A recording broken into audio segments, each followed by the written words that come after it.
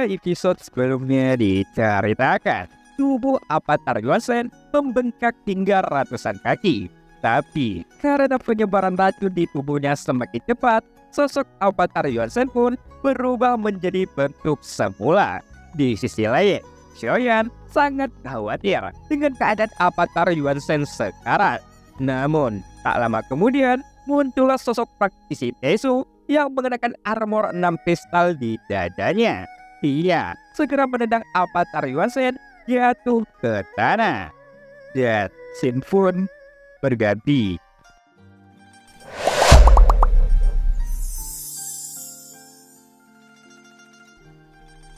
Mendengar cibiran dari Avatar Yuansen, sosok praktisi Tesu pun mendengus dingin.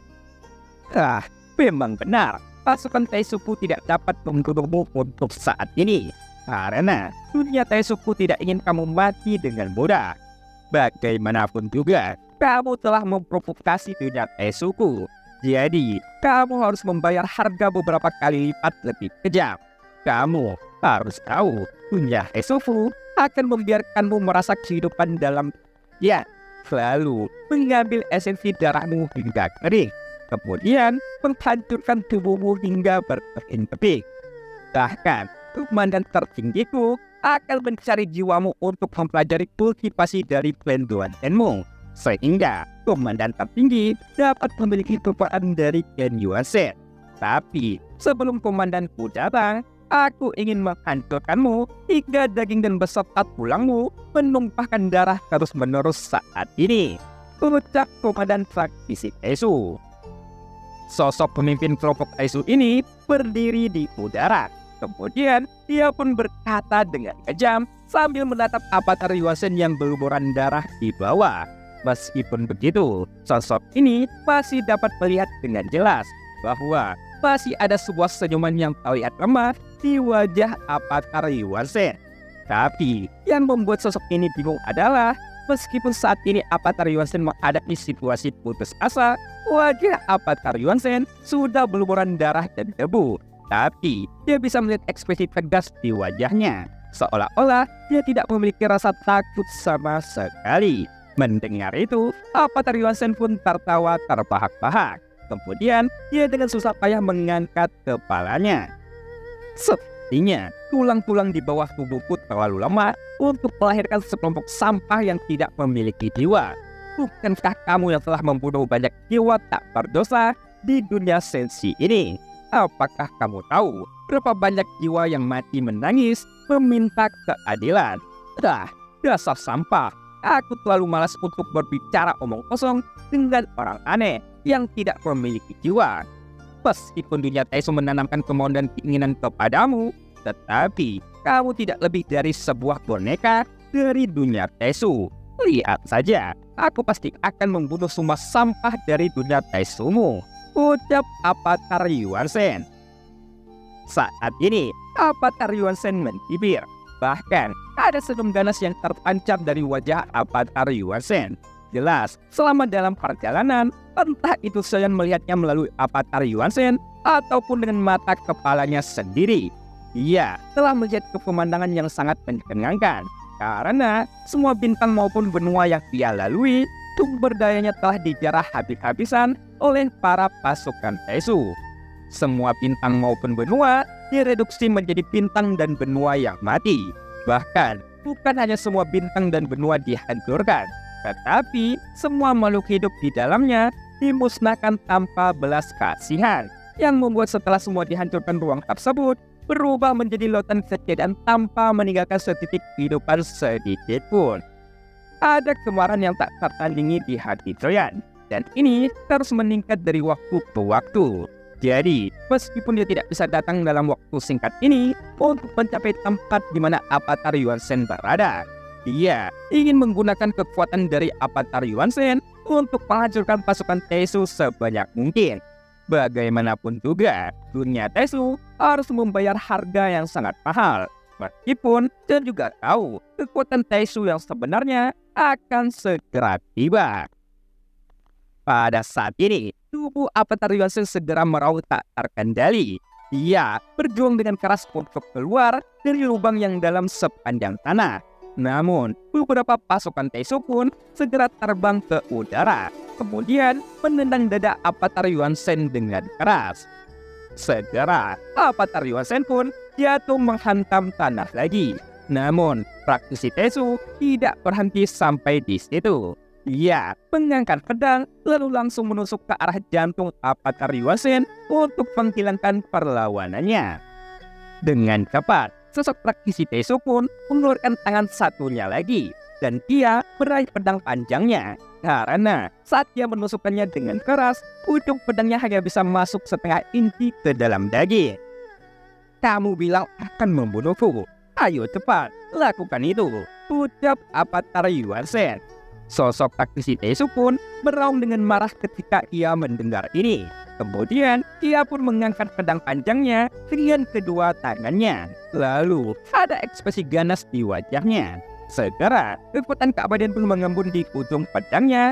Dengan cepat, ia menusuk dada Avatar Yuan Shen dengan sangat ganas. Kali ini, dengan kekuatan keabadian yang sangat kuat, pedang itu pun menembus dada Avatar Yuan Shen. Setelah menembus dada Avatar Yuan Shen, dia masih tidak berhenti dengan cepat. Sosok ini memutar pedang panjang di tangannya dengan cara yang mendominasi. Bagaimana dengan tubuh abadi? Apakah hanya ini kekuatan Yuan Shen? Sekarang, di bawah kekuatan dunia Taishu, apa yang bisa Anda lakukan? Ucap praktisi Taishu yang berarmor 6 kristal. Saat ini, sosok praktisi Taishu pun mencibir. Kemudian, dia pun tertawa terbahak-bahak. Lalu, ia segera menarik pedang panjangnya dan langsung menusuk tubuh Avatar Yuan Shen berkali-kali, yang membuat luka di perut Avatar Yuan Shen cukup serius. Tapi, di bawah kekuatan tubuh abadi, luka seperti itu dapat dipulihkan dengan sangat cepat. Bagaimanapun juga, jika hanya luka seperti itu, tidak mungkin dapat membunuh Avatar Yuan Shen sama sekali. Pada saat yang sama, saat sosok Taishu kehilangan pusat gravitasinya, Avatar Yuan Shen dengan cepat menjalik dan terus menghindari serangan bila dari sosok praktisi Taishu ini. Di bawah serangkaian jubah yang dikenakan oleh Avatar Yuan Shen, itu sudah compang-camping dengan darah dan debu. Oleh karena itu, Avatar Yuan Shen langsung merobek jubah bagian atas tubuhnya dan memperlihatkan tubuh yang sekeras batu. Di bawah jubahnya, bahkan dapat terlihat dengan jelas bagian tubuhnya dipenuhi otot-otot cahaya keemasan.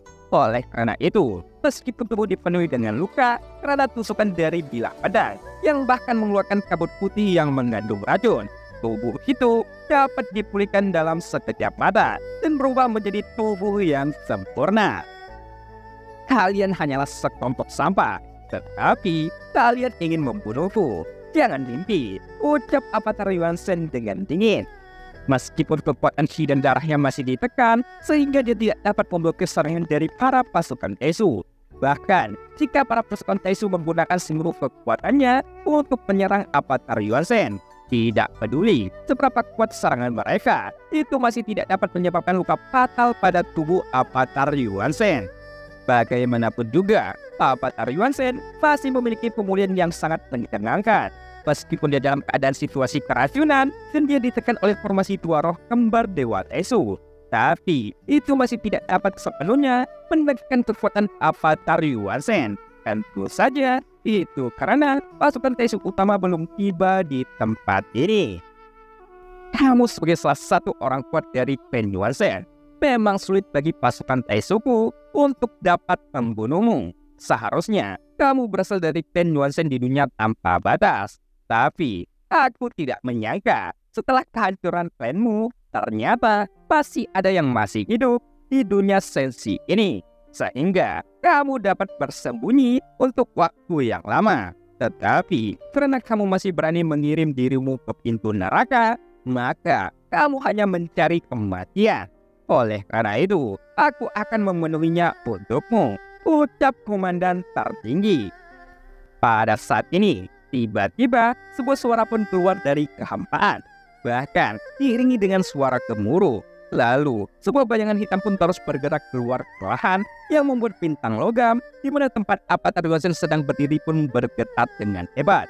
Seolah-olah seluruh bintang sedang mengalami gempa yang sangat dahsyat. Tapi sebenarnya bukan karena bintang logam yang bergetar, tetapi seluruh papan yang sedang bergetar dengan keras. Merasakan itu, Avatar Yuanzhen tiba-tiba mengangkat kepalanya. Tepat ketika dia melihat bayangan hitam yang sangat gelap, meskipun Xion sudah siap secara mental untuk menempatkan avatarnya di sini, tetapi di pupil matanya juga menyusut karena dia dapat melihat dengan jelas ada markas Dewa Tesu yang ukurannya sangat mencengangkan. Itu merasakan rasa penindasan yang sangat kuat.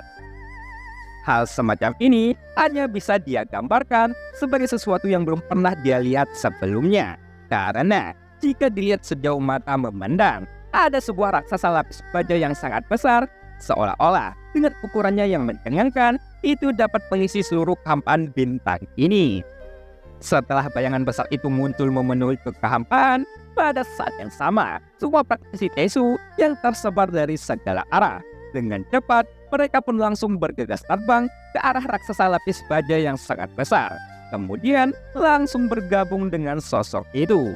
Bahkan, Hyoyan dapat melihat dengan jelas ada gelombang pasukan Tesu yang tak terhitung jumlahnya berdiri dengan mengesankan. Jelas, mereka semuanya diciptakan dengan menjarah sumber daya keabadian dari dunia sensi ini. Oleh karena itu, dalam waktu sesingkat ini, dunia Tesu dapat berkembang begitu besar di dunia sensi ini. Bah, sial, mengapa Sang Ratu tidak melenyapkan mereka secepat mungkin sebelumnya? Karena mereka telah tumbuh hingga ke titik ini. Bahkan, mereka masih mencari sumber daya di dunia sensi ini. Jika parasit ini dibiarkan terus-menerus, mereka akan tumbuh ke tingkat yang tak terbayangkan. Gumam Avatar Yuanzhen di dalam hatinya. Pada saat ini, Hyoyan terus mendengus dingin. Jelas dia tidak dapat menahan kekhawatirannya tentang Sang Ratu yang masih belum mengambil tindakan pencegahan. Bagaimanapun juga, sekarang dia tidak dapat melihat ujung markas praktisi Tesu karena ukurannya yang sulit untuk dibayangkan. Sehingga Hyoyan merasa bahwa jika Sang Ratu terus menunda-nunda untuk bergerak, jelas itu bukanlah strategi yang baik. Kamu berasal dari klan Yuanzhen, tidak peduli dengan cara apa kamu melarikan diri, sehingga kamu dapat selamat dari pemusnahan dunia tanpa batas ratusan ribu tahun yang lalu. Pada akhirnya, kamu tertangkap sekarang. Jadi, kamu harus dihancurkan bersama dengan bintang sampah ini, ucap komandan wanita. Saat ini, sebuah suara seorang wanita pun keluar perlahan dengan keagungan yang tak ada habisnya, seolah-olah keberadaannya di atas semua makhluk hidup. Jadi, begitu wanita ini berbicara, tiba-tiba tubuh Avatar Yuanzhen yang awalnya berdiri pun langsung tenggelam. Seolah-olah ada tangan yang sangat besar yang tak terlihat menamparnya dengan keras. Jelas, Hyoyan belum pernah merasakan tekanan yang begitu berat dalam lingkungan yang gelap dan suram ini. Seolah-olah tekanan ini berasal dari jutaan sosok yang menabraknya. Merasakan tekanan yang sangat menakutkan, tubuh Avatar Yuanzhen yang menggantung di udara langsung jatuh menghantam tanah. Segera terdengarlah suara teredam yang menghancurkan seluruh tanah. Kemudian itu membentuk lubang yang dalam yang membuat tubuh Avatar Yuanzhen langsung terhimpit kuat ke tanah, sehingga dia tidak dapat menggerakkan seluruh tubuhnya. Bahkan di bawah tekanan ini, darah terus mengalir dari sudut mulutnya. Pada saat ini, tubuh Avatar Yuanzhen dipenuhi dengan retakan di sepanjang kulitnya. Tubuhnya berlumuran darah lagi. Bahkan dia tidak dapat menggerakkan jarinya meskipun 1 inci, yang menunjukkan kekuatan penindasan ini jauh dari yang dibayangkan oleh Hyoyan. Meskipun jika itu bukan klan Yuanzhen, aku khawatir meskipun orang kuat yang memiliki tubuh abadi di bawah tekanan seperti itu, mereka akan dihancurkan dalam sekejap mata. Bahkan jika mereka tidak mati, mereka pasti akan terluka parah. Bagaimanapun juga, dunia Teisuku memiliki fondasi yang dalam. Jadi, setidaknya kekuatan orang ini berada di ranah keabadian Kaisar di langkah ke-9, sehingga dia tidak dapat digoyahkan sama sekali, ucap salah satu komandan Taisu. Sebenarnya, alasan mengapa Taisu tidak terlalu peduli pasukan mereka dilenyapkan adalah karena bagi dunia Tesu. Mereka seperti pengrajin yang mempelajari kehidupan di dalamnya. Jadi, mereka tidak bertanggung jawab atas pertempuran nyata. Oleh karena itu, tidak peduli seberapa banyak pasukan mereka terbunuh, selama mereka memiliki armor dewa palsu dan sumber daya yang cukup, mereka bisa melahirkan lebih banyak pasukan dalam kantong darah di markas Dewa Tesu. Dan cerita pun berakhir. Buat teman-temanku yang sedang berjuang, tetap semangat dan pantang menyerah.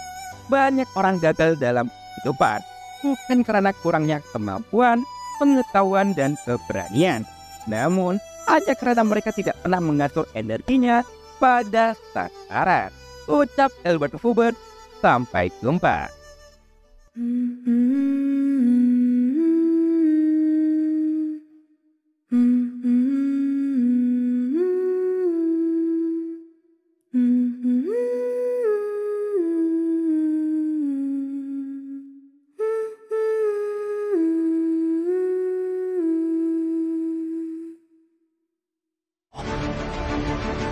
一旦被他们锁定了位置，我们俩都会性命堪忧。所有的阴阵，是为了这一天，我已经等待了太久。今天若是你能够安然无恙地走下擂台，萧炎从此不再踏进迦南学院半步。他迟早会发现的。既然如此，就给他一个惊喜吧。今天我不会让你们两人彻底的闭上嘴。就算他还活着，你们之间也绝不可能。